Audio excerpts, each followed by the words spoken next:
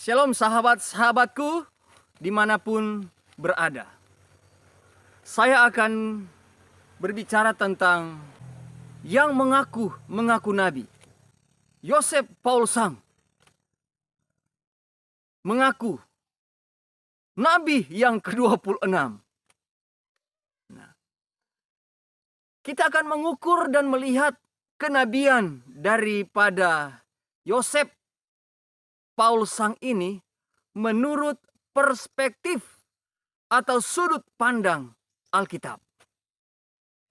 Supaya kita jangan tertipu dengan ada orang yang mengaku nabi. Alkitab mencatat nabi itu adalah utusan Allah. Dan di dalam Alkitab semua nabi-nabi mereka dikatakan nabi bukan lahir dari pengakuan mereka sendiri. Kenabian mereka bukan dari ungkapan mereka sendiri bahwa saya ini nabi yang ke-26. Kalau orang mengaku nabi, nah bagaimana ini?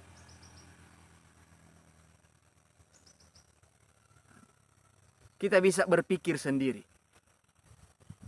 Kalau orang yang mengaku sebagai nabi, sedangkan di dalam Alkitab, nabi-nabi itu tidak mengaku mereka nabi.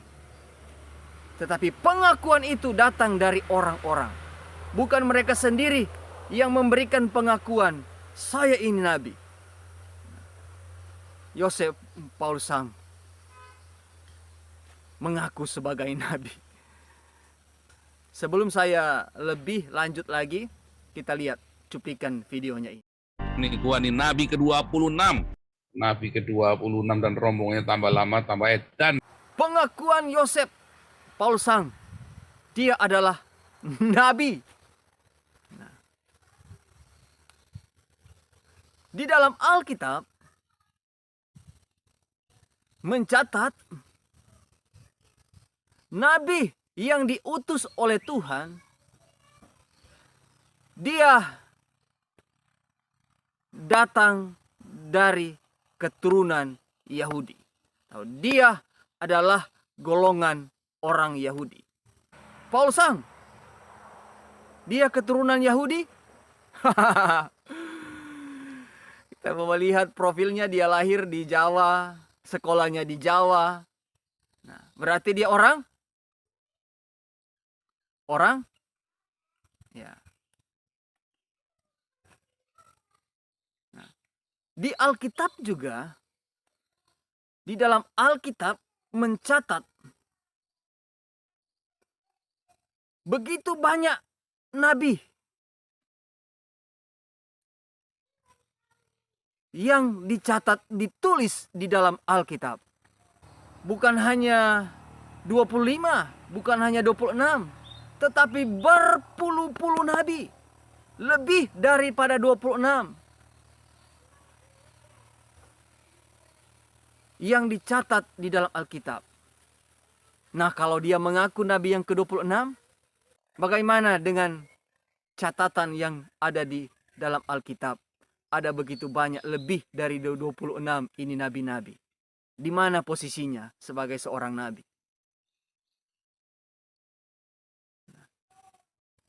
Kita harus berpikir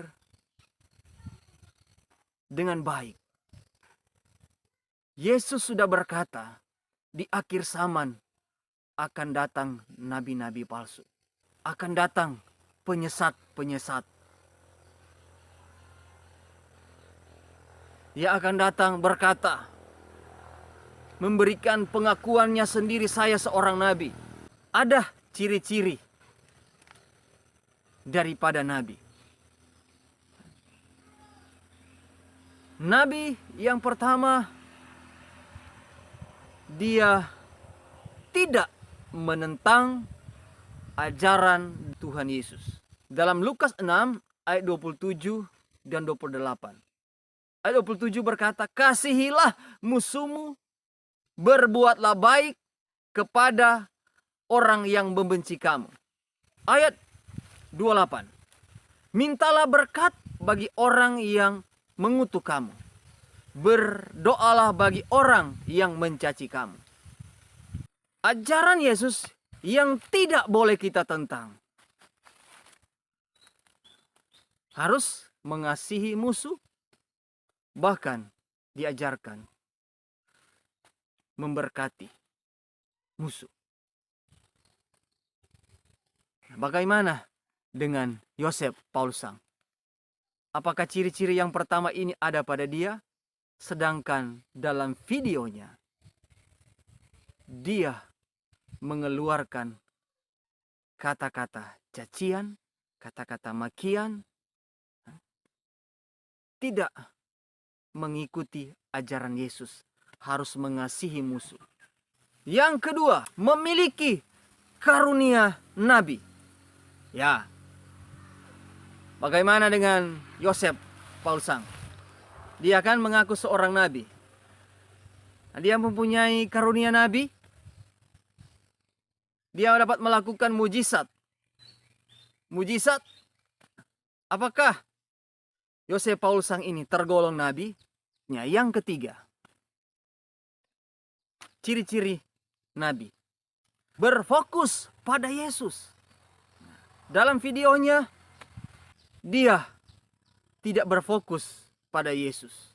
Dia hanya berfokus kepada Ahok, kepada kutukan Ahok. Sedangkan seorang nabi harus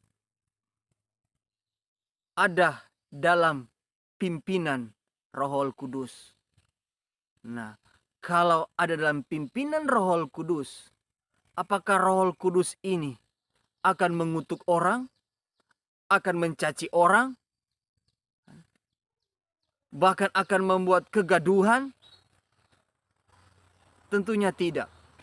Roh Kudus akan menuntun, menyatakan kesalahan, dan akan membawa berfokus kepada Yesus, yaitu pertobatan. Bukan kutuk dibalas dengan kutuk. Kejahatan dibalas dengan kejahatan. Oh tidak, Roh Kudus bukan begitu. Nah, nabi yang ada dalam pimpinan Roh Kudus, dia akan membawa orang yang salah berfokus kepada Yesus, kepada keselamatan. Bukan berfokus kepada kutuk Ahok. Kejahatan dibalas dengan kejahatan. Tentunya tidak. Nah, dalam pandangan kita ini, kita bisa menilai apakah Yosef Paulsang nabi betulan, nabi beneran, atau nabi kebetulan, alias nabi palsu. Ya, kita harus lebih jeli lagi. Karena firman Tuhan bilang, ujilah segala sesuatu. Jangan langsung kita menerima dan menerima, padahal itu bukan daripada Tuhan. Kiranya kita dapat memberikan suatu keputusan, suatu penilaian bahwa berhati-hatilah. Sebab di akhir zaman ini, Yesus berkata, akan begitu banyak datang nabi-nabi palsu. Ujilah segala sesuatu di dalam Tuhan dengan diukur daripada perspektif atau sudut pandang Alkitab. Puji nama Tuhan. Sampai ketemu lagi di video yang selanjutnya. Tuhan Yesus memberkati.